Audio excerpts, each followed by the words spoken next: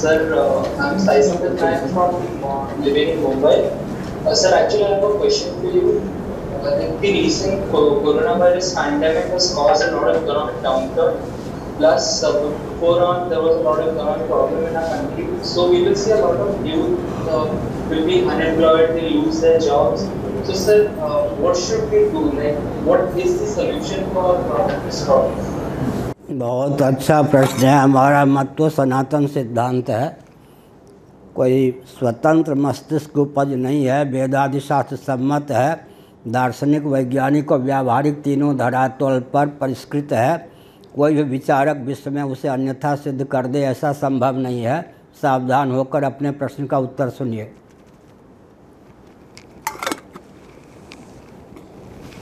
मैं एक विचित्र शैली में उत्तर दे रहा हूँ, सावधान।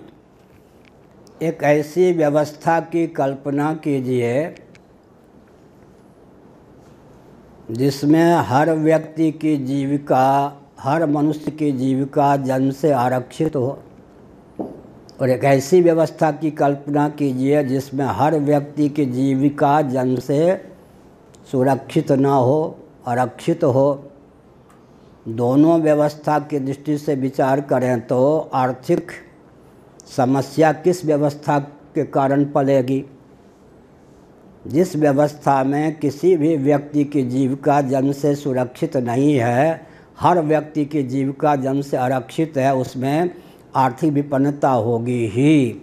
ऐसी स्थिति में सनातन विधा से व्यक्ति और समाज की संरचना न होने के कारण आर्थिक दृष्टि से विश्व प्रगति के पथ पर अग्रसर नहीं हो रहा है, बल्कि पतन के पथ पर ही अग्रसर हो रहा है। दूसरी बात है कि आधुनिक जो अर्थशास्त्री हैं उनको अर्थ की परिभाषा ही ठीक से पता नहीं है। बुरा न माने, जितने अर्थशास्त्री हैं, चाहे नोबेल पुरस्कार प्राप्ति ही क्यों ना हो, उनको वेदादि शास्त्र सम्मत विधा से अर्थ को समझने और जानने की आवश्यकता है।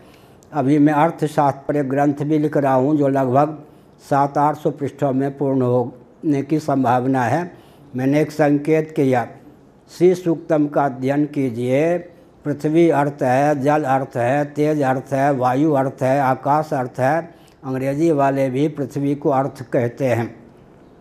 परम अर्थ परमात्मा की जो भी अभिव्यक्ति है उसका नाम अर्थ है। परम अर्थ परमात्मा की प्राप्ति में, अभिव्यक्ति में जिसका साक्षात या परंपरा से उपयोग हो उसका नाम अर्थ है। अब अर्थ के जितने स्रोत हैं, सावधान होकर सुनिए, 3/4 स्रोत भौतिकवादियों को पता ही नहीं। अर्थ के जो 3/4 स्रोत हैं वे तो भौतिकवादियों को प्राप्ति ही नहीं है। भौतिकता के चपेट में आकर अर्थ के उन स्रोतों से वो सर्वथा अपरिचित हैं, अनभिज्ञ हैं। 1/4 स्रोत जो अर्थ का है वो पृथ्वी है। खनिज पदार्थों का जिस ढंग से विलोप किया जा रहा है, वन का जिस ढंग से विलोप किया जा रहा है, इसी प्रकार से हम संकेत करना चाहते हैं वर्षा के स्रोत का जिस ढंग से विलोप किया जा रहा है, दिव्य नदियों को जिस ढंग से दूषित किया जा रहा है, तो अर्थ के सारे स्रोतों को तो विकृत किया जा रहा है।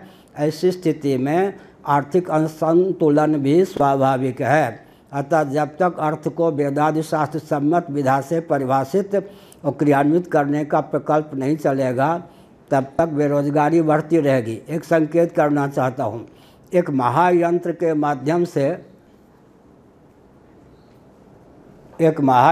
माध्यम से कल्पना कीजिए 1000 व्यक्ति 1 घंटे में उतना काम कर लेते हैं जितना 50,000 व्यक्ति कर सकते हैं बिना महायंत्र के। तो शेष व्यक्ति जो हैं वो तो बेरोजगारी के चपेट में आएंगे ही। जब हर व्यक्ति की जीविका जन्म से आरक्षित नहीं होती और धन के जितने स्रोत हैं, पृथ्वी, पानी, प्रकाश, पवन, इन सबको विकृत कर दिया जाता है, तो स्वाभाविक रीति से आर्थिक दृष्टि से भी विपन्नता विश्व को प्राप्त होती है। विलासिता के चपेट में आकर मृत्यु, जड़ता, दुख पर विजय प्राप्त करने के लिए हमको मनुष्य शरीर प्राप्त हुआ है। मानव जीवन के लक्ष्य को न समझने के कारण और दिशाहीन जीवन पद्धति के कारण आर्थिक संकट है, बेरोजगारी है। और एक और संकेत करना चाहते हैं, हमारे यहाँ ग्रंथों में लिखा है, यावत् भ्रियेत जठरम तावत् स्वत्वम ही देहिनाम अधिकम योभिमन्येत सस्तेनो दंडमर्हति। देवर्षि नारद का वचन है श्रीमद् भागवत के 7वें स्कंध में, जिससे पेट भर जाए, तन ढक जाए, देव कार्य पितृकार्य का संपादन हो जाए, उससे अधिक संपत्ति पर जो अपना अधिकार मानता है वह स्तेन है, दूसरे के हक का उपभोक्ता है। शासन तंत्र का दायित्व होता है, दंडाधिकारी का दायित्व होता है कि ऐसे व्यक्ति को दंड दे। दंड क्या मिलना चाहिए? विदुर जी ने धृतराष्ट्र के प्रति उपदेश दिया है, महाभारत में उसका वर्णन है। सावधान, 2 प्रकार के जो व्यक्ति हैं, समझाने पर भी अगर सावधान ना हो तो दंड पाने के अधिकारी हैं। धनवंत मदातारम दरिद्रं च तपस्विनम, धनी हो कर के भी अपने धन का जहाँ सदुपयोग करना चाहिए नहीं करते हैं। स्वस्थ रहने पर भी दाने दाने के लिए मुहताज रहते हैं, परिश्रम नहीं करते, तप नहीं करते, उद्योग नहीं करते, वे भी दंड के पात्र हैं। दंड क्या मिलना चाहिए? गले बद्ध्वा दृढ़ाम शिलाम, गुरुत्व युक्त भारी पत्थर मजबूत रस्सी से विधिवत उनके गले में बांधकर जलाशय में डुबा देना चाहिए। तो एक व्यक्ति इतना शोषण करता है कि 1 लाख व्यक्ति भूखे रहने के लिए बाध्य हो जाते हैं। ये जो शोषण की प्रक्रिया चल रही है, ये भी निर्धनता का मूल है। आप बहुत गंभीरतापूर्वक विचार कीजिए, पूरे विश्व को चलाने वाले 5-7 उद्योगपति हैं, धनाढ्य हैं।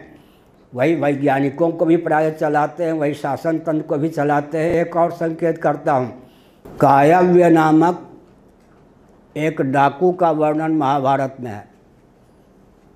और हम जब यात्रा करते हैं तो उस डाकू का अवश्य नाम लेते हैं, आप भी लिया करिए, क्योंकि वेदव्यास जी ने उसके नाम का स्मरण करके जो यात्रा करता है, चोर डाकू तस्कर सांप शेर आदि के चपेट से मुक्त रहता है, कहा है।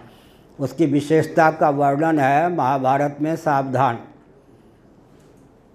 जो व्यक्ति 10 पीढ़ी के लिए धन इकट्ठा करते थे, 10 व्यक्ति को स्वावलंबी सुबुद्ध सुशिक्षित करने का प्रयास नहीं करते थे, वो कायव्य क्या करता था? उनको सूचना देता था, सावधान, आप संभल जाइए, अपने धन का सदुपयोग कीजिए, 10 पीढ़ी के लिए धन इकट्ठा मत कीजिए। अगर वो नहीं मानता तो अपने व्यक्तियों को भेजकर अतिरिक्त धन का अपहरण करवा लेता था। किसी देवी, घर की देवियां जो होती हैं, मातृशक्ति, उसके शील का अपहरण नहीं करता, न करवाता था। लूट कर जो धन प्राप्त होता था उसका उपभोक्ता नहीं बनता था। और जहाँ जहाँ उस धन की आवश्यकता होती थी, उद्योग परायण होने पर भी जो आर्थिक विपन्नता से त्रस्त थे, उन सब में बांट देता था। मरने के बाद उस कायव्य नामक डाकू को स्वर्ग की प्राप्ति हुई।